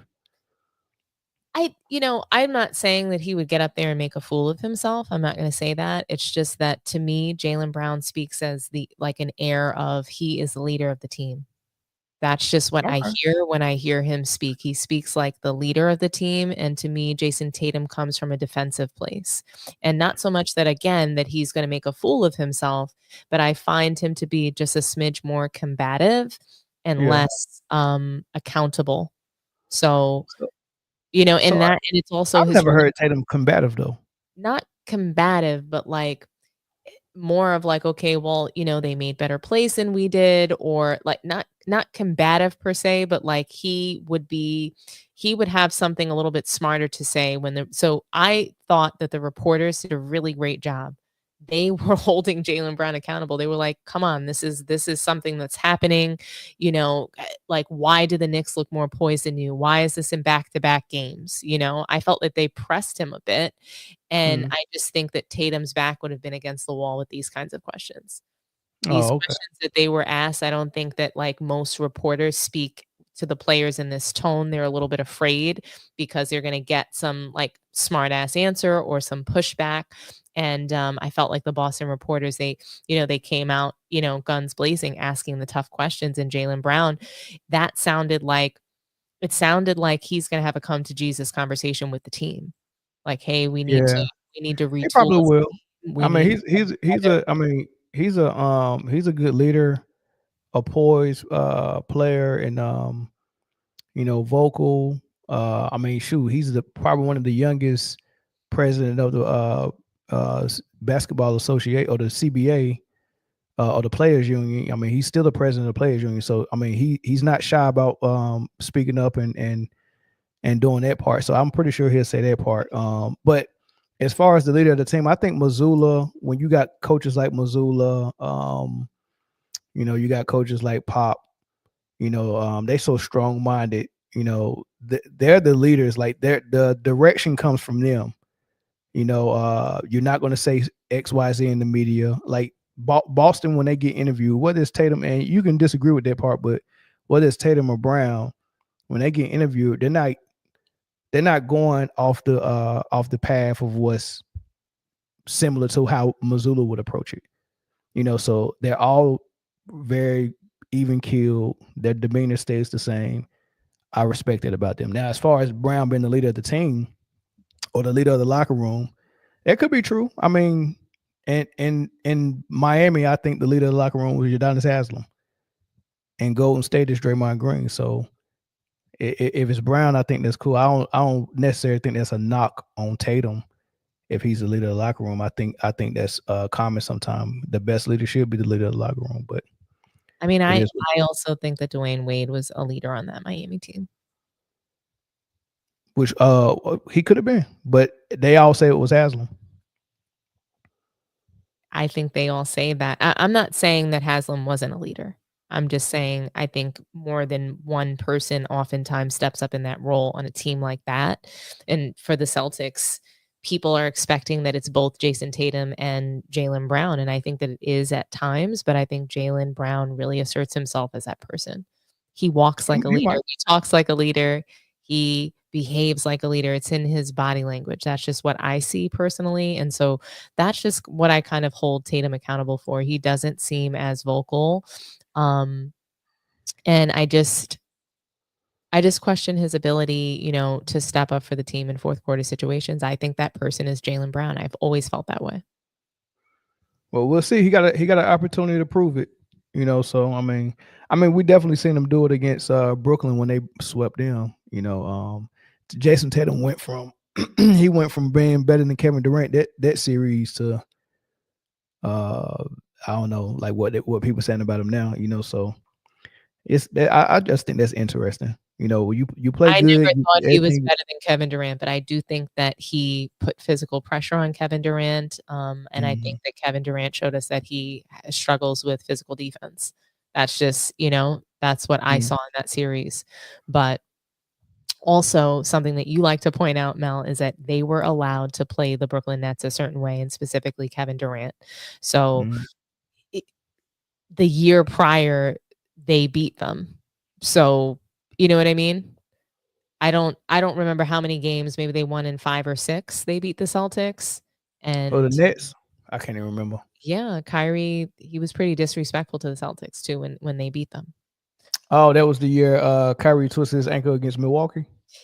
I don't think he Dang, twisted that it was the the year year, that Giannis man. ran under him. He ran under his ankle and injured him and That took was him that out of year. the playoffs. You know he did something dirty to him the next year in a regular season game.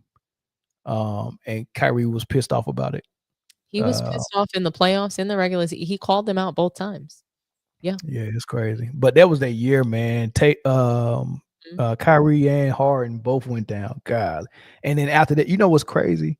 I was so pissed watching that game because when the team was whole, Joe Harris could not miss a three, and he was a really good defender, so he stayed on the floor. I like Joe Harris a lot when he was Man. hitting shots. and They then got all in of a they got in sudden, that Milwaukee series. Harden went down, Kyrie went down. I was like, Joe Harris, you got to help him. Joe Harris couldn't hit anything.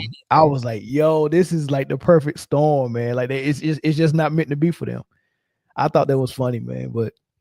But you know what's crazy? The physical defense Milwaukee played on Kevin Durant in that series was more than the physical defense Boston put on.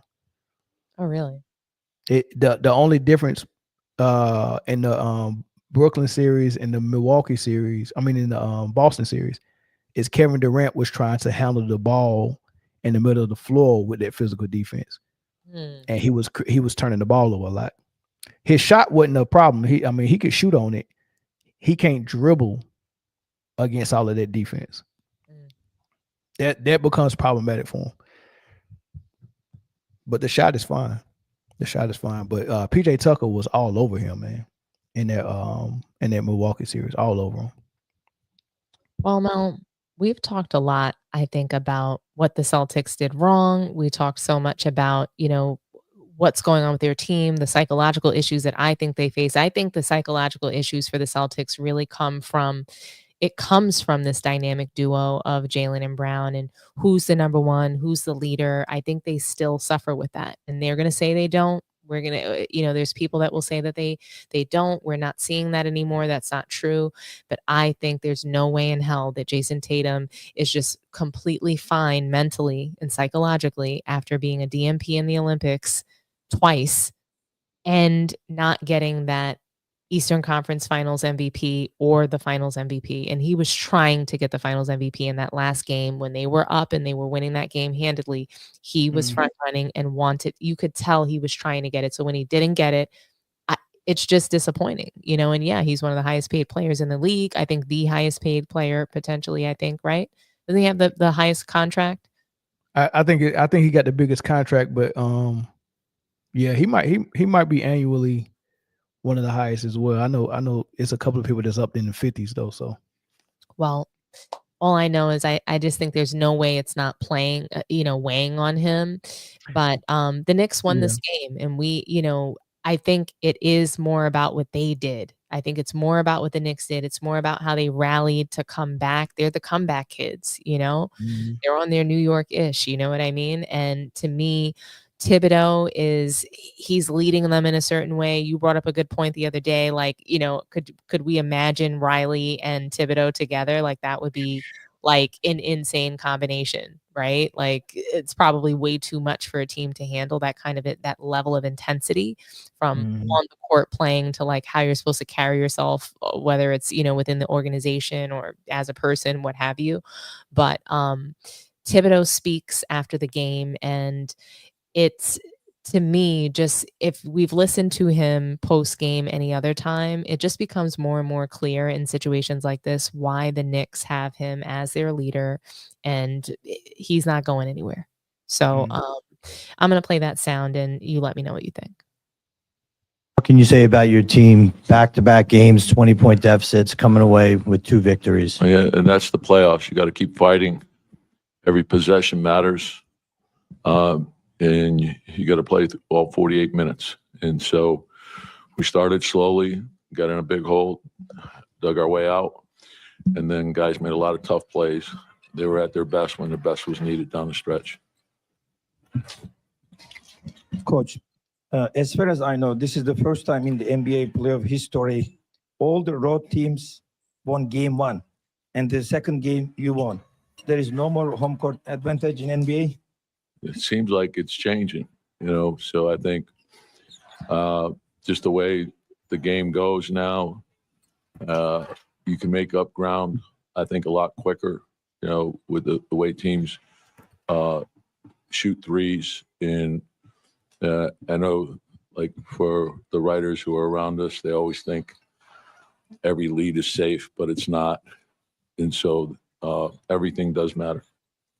Tom, on that last play, just, I guess, walk us through a little bit. It looked like Mitch and OG basically forced him to the left, and what you saw from there. Yeah, and I thought there was good team defense on that. There was a swarm, and Tatum is so tough when he gets any speed and he's going downhill.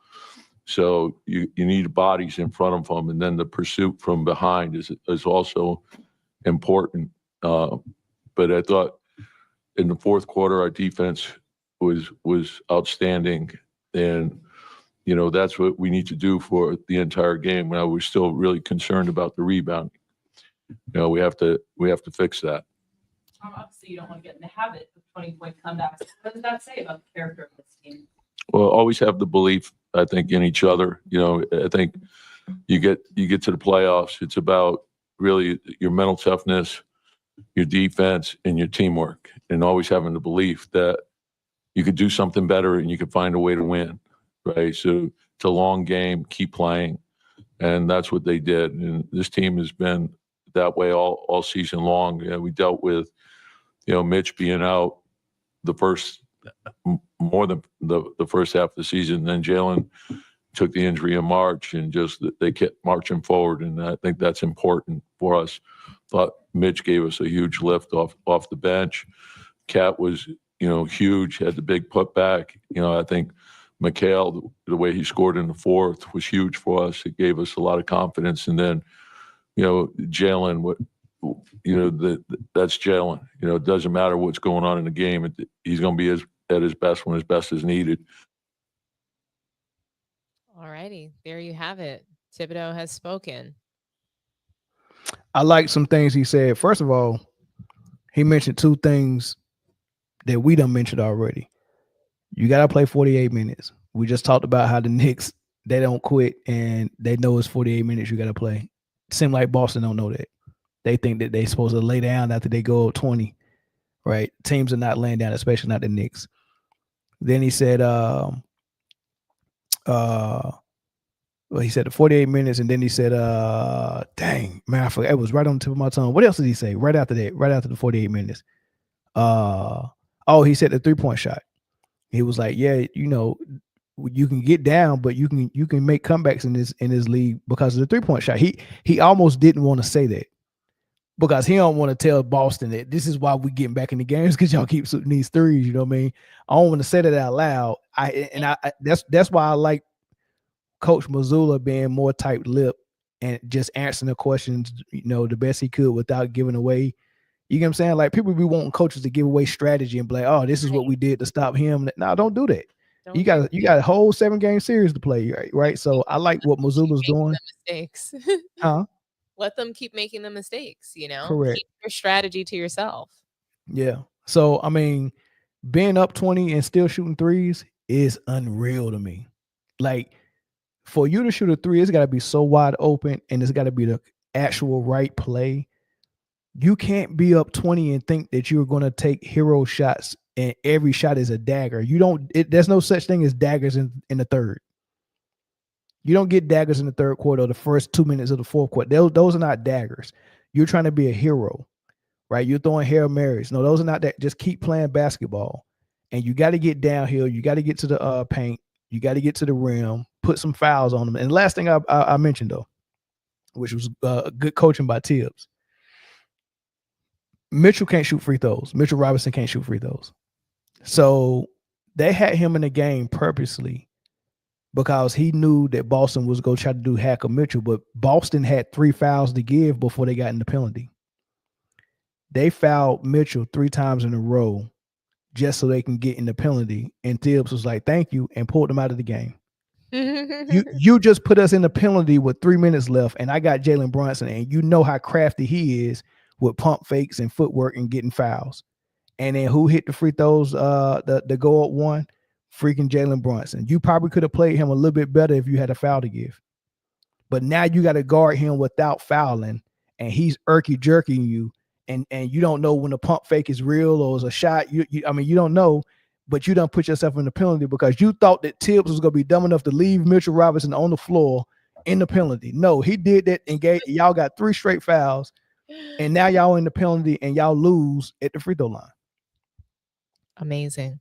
No, I mean, Tibbs is he has some good decision making, but sometimes the rotation is a little bit insane, and playing guys 80 minutes throughout the regular season is not always necessary. But guess what it prepared them for this moment. So we can complain about the high minutes, we can complain about his coaching, but he's doing something right, and there's an identity with the Knicks that, again, I think that always starts with your leadership, right? So I'm proud of Tibbs was with Doc Rivers in Boston, and that's what Boston defense was coached by Tibbs. So maybe Tibbs' magic was more of what Boston needed than it was Doc. But if you let Paul Pierce and KG and Rondo tell it, they said Doc was such a player's coach. I think him and Tibbs was just perfect because Tibbs would run you in the ground. Doc would probably, be the good cop in that situation. Mm-hmm. But Doc also was like, what Phil Jackson was as a master manipulator, or some way he can get to the players. Like he was kind of like that, but I don't think his X's and O's is all it at all. I just think a 20-point lead in today's league, we're seeing that it's nothing, but we've always seen that. We've always seen magic in the NBA, but now we're seeing it on both ends of the floor again, which is, for me, it's a joy to see. I am actually really happy with this postseason and what we've been able to just sort of unpack with it, because the teams that we expect to win are not winning.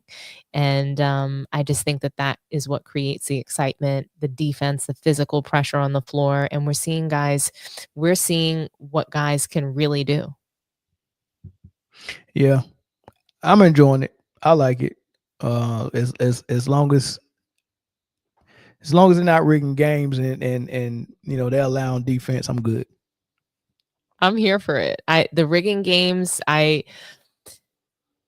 we have to get ready for it. Teams have to get ready for it, right? So officiating can only take a team so far. We saw that last season in the finals when Boston played the Mavs. But I do think it's interesting that Jokic was fouled out tonight and had to sit his butt out. But you know what that means for next game, though, right? And Jokic wanted to be fouled out of that game. You think he wanted to play the fourth quarter of a 30-point game? Yeah, he wanted to get that chicken wing out there. He knew what it was. He wanted to get off the floor. But what I loved about that game was that I love when coaches are willing to keep their star players on the floor for a blowout. You don't get to not be a part of this loss. Not in the playoffs, though. So from an injury perspective, yeah, take him off the floor. I'm just saying I enjoy it. I enjoy seeing star players on the floor because you're part of the reason why, like, you win and lose with the team. You don't just get to be part of the wins. So yeah.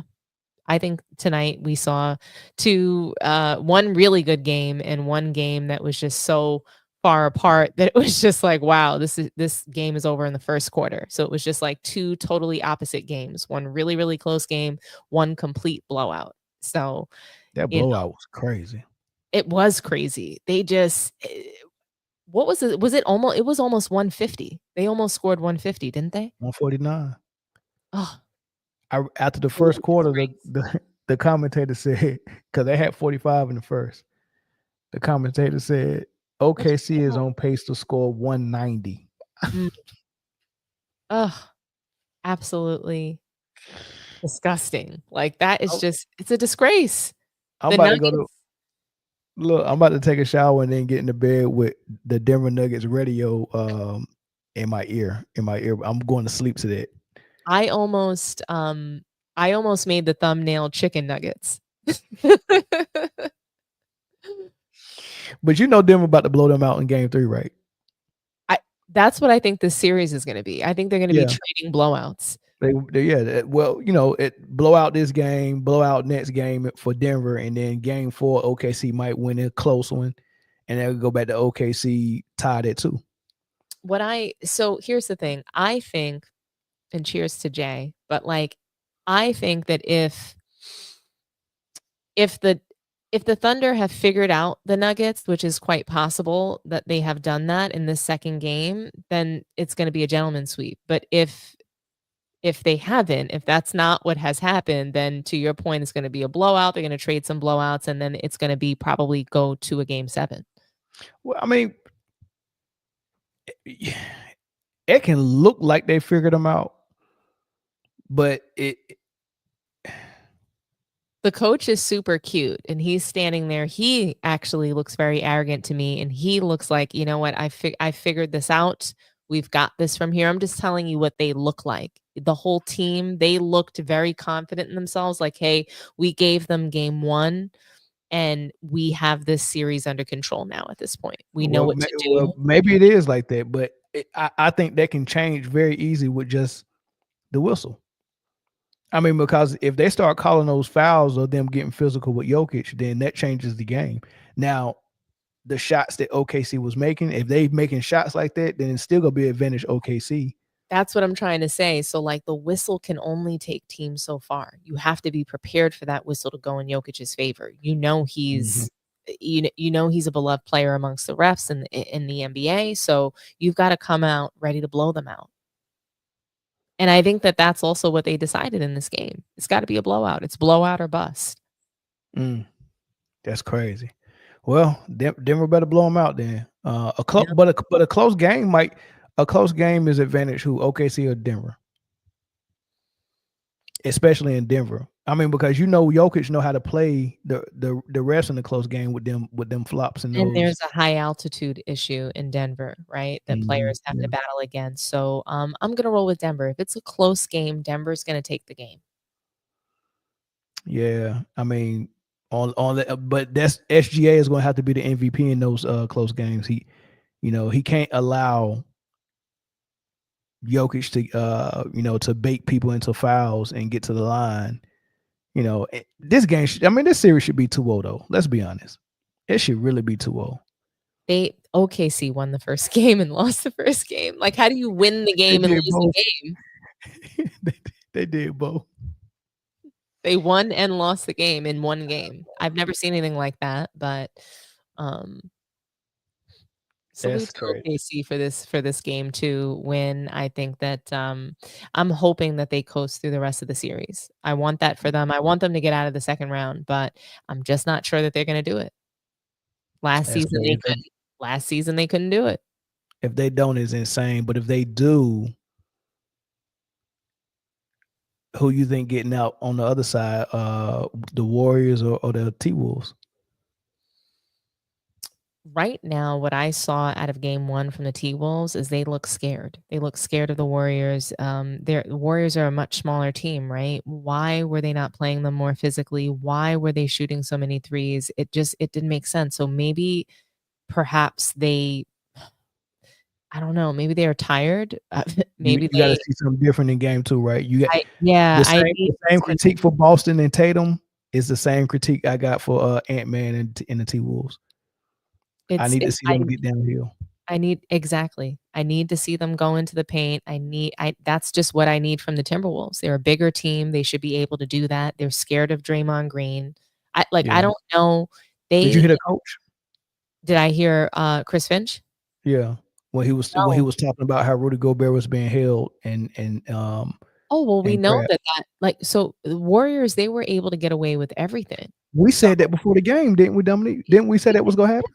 We said that before the game. What was going to happen? We knew what Draymond was going to do heading. That's the only shot. It is. But Rudy Gobert also shouldn't be, to me, the be all end all for the Timberwolves, because even without Rudy Gobert, they're still bigger than the Warriors. They are still a bigger team than the Warriors, even without Rudy Gobert's nothingness of defense. They don't take Rudy Gobert seriously, but it's just interesting to me that the officials are just allowing Draymond Green to completely act a fool. He's just hacking. The Warriors are they have the ability to hack, and Draymond Green can get away with murder on the floor.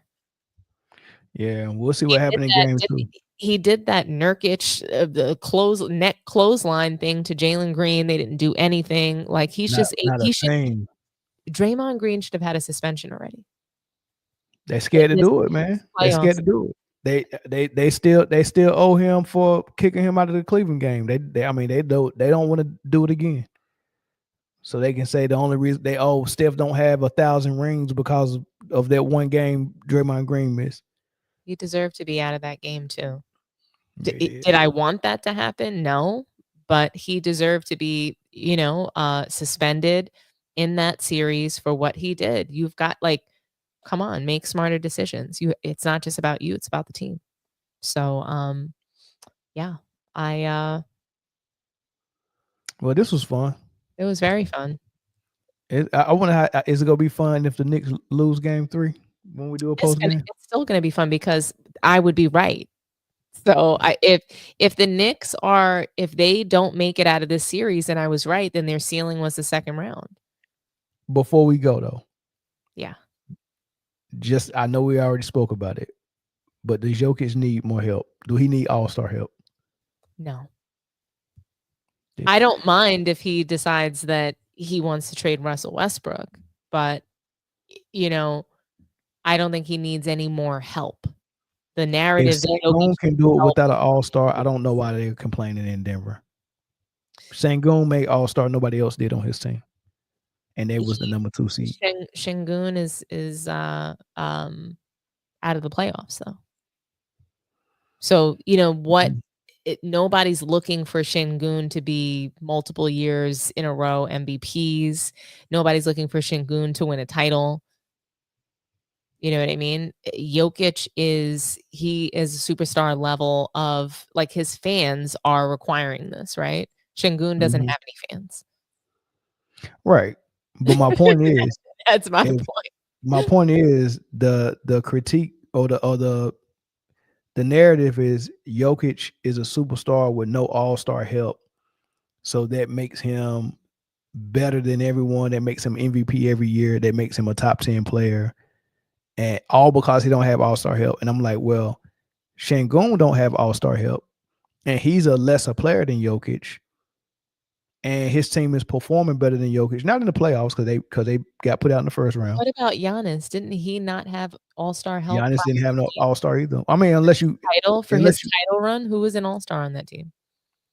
I think Middleton made it that year, but that's the thing. When your team is ranked number 1, 2 in your conference, sometimes you get 2 all-stars. So if Denver won an all-star being named, stop being number 4 in the league, be number 1 year. Right. Because look at Boston. They had Tatum, Brown, and then the Cavs was number 1. So they had Garland, Mitchell, and Mobley. So you got the top 2 teams getting multiple all-stars. That happened. And then you got OKC got Jalen Williams in because they was the number 1 seed. So the number 1 seed always get rewarded with multiple all-stars if they got those type of players. If Denver was number 1 and not OKC, I'm pretty sure Murray would have been all-star too. Or Gordon, or maybe Gordon. But they can't play well enough for anyone else to get, and then they don't play a style where anyone can get recognition for what they do except for Jokic. It don't matter if Murray scores 30, they still think he's not good enough. That's true. It doesn't matter if he hits the game winner multiple games in a row. He's still not good enough.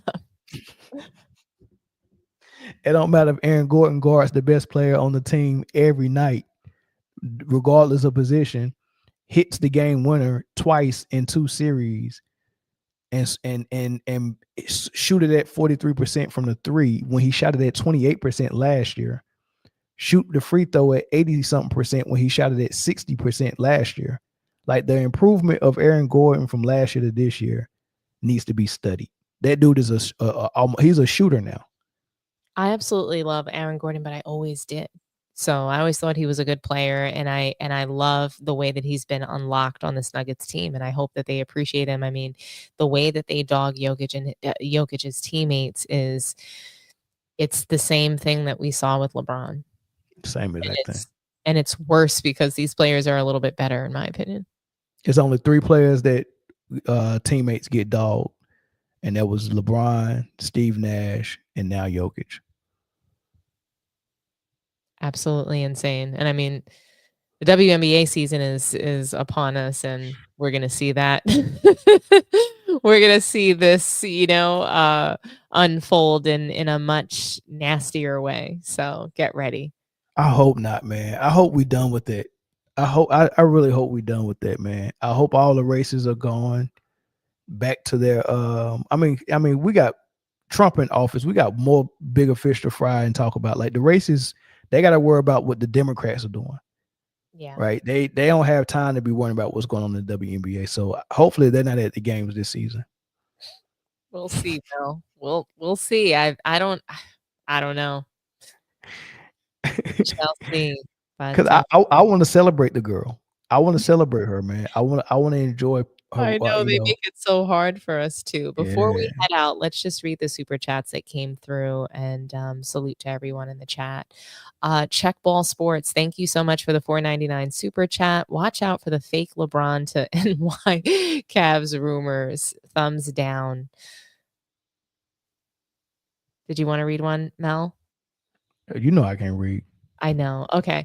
Tayfats22, thank you so much for the $4.99 super chat. Nixon5, Steph is the GOAT of this generation, but not the GOAT PG. It's closer though. Oh,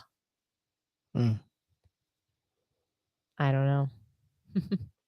I'm so tired of GOAT PG, GOAT of this, GOAT of that. Greatest of all time is not plural. Tayfats22, thank you so much for the $1.99 super chat. The Bucks. The Bucks were the ones that had it was the comeback from okay. to winning in 6. So thank you for that fact. And Wise Guy 23, salute to you for the $2 super chat. Giannis to Knicks, I'm jumping on that bandwagon. I'm here for it. I'm telling you, Knicks would be an instant favor. Like they would be an instant favorite for the title if Giannis goes to the Knicks. That's a fact. I'm sorry. We'll have FNBA protection and Jaylen Brunson. That's crazy. So I'm here for it. I would love it. And look, I don't have much respect for Giannis and his style of play and his low skills, but he's gonna get me. He's gonna get my team where they need to go. So you go get a Jokic jersey? Jokic? You mean Giannis? Not Jokic, but Giannis. Yeah, you go get the Giannis jersey. No, First one in line. I'll get a Brunson jersey, but not a Giannis one. The Brunson burner. Yeah, Giannis shoots air balls from the free throw line, and I don't think that's going to improve, even if he goes to my Knicks. Oh man, that's too funny, man. You ready to head out of here, Mel? Yes, ma'am. Yeah, we got to go to bed, man. Thanks so much for being here. Are we back at it again tomorrow for the Timberwolves? All righty. Have a good night, guys. Thanks so much for being here. Don't forget, like the video, subscribe to the channel if you haven't done so already. Head over to Man Down Sports and subscribe and share the video. Share Man Down, share Sports Tea out there with your network, your friends and family. Let's grow this community. Let's blow it up big. And thanks for joining our stream tonight. Have a wonderful evening. Get some rest.